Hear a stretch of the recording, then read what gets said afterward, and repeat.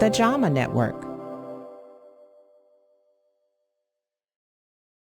As soon as you get an infection, the body starts responding to infection. Sepsis is when the body's response to infection injures its own tissues and organs. Doctors Christopher Seymour and Derek Angus from the University of Pittsburgh School of Medicine and co-authors summarized the findings of an international task force who updated the definitions of sepsis. In a related study, they reviewed the electronic health records of more than 1 million patients to assess the usefulness of a clinical score known as SOFA, used to identify patients with sepsis. SOFA behaved very well, especially in ICU patients. But a lot of the time, outside the ICU, you haven't done all the measurements for a full SOFA score. The task force also identified something new called the Q-SOFA, or Quick SOFA, which can be used as a clinical prompt at the bedside for doctors and nurses. This uses only vital signs, such as altered mental status, low blood pressure, as well as difficulty breathing.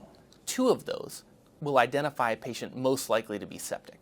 The study appears in JAMA, Journal of the American Medical Association. If you have an infected patient that scores 2 points or more on Q-SOFA, you should be worried about that patient. In more austere settings where you can't get the blood tests, this may actually be a very practical tool. Sepsis is difficult to recognize. The task force provides us with these criteria, so this helps doctors and nurses recognize sepsis quicker and get treatment started right away. We expect and look forward to it being improved.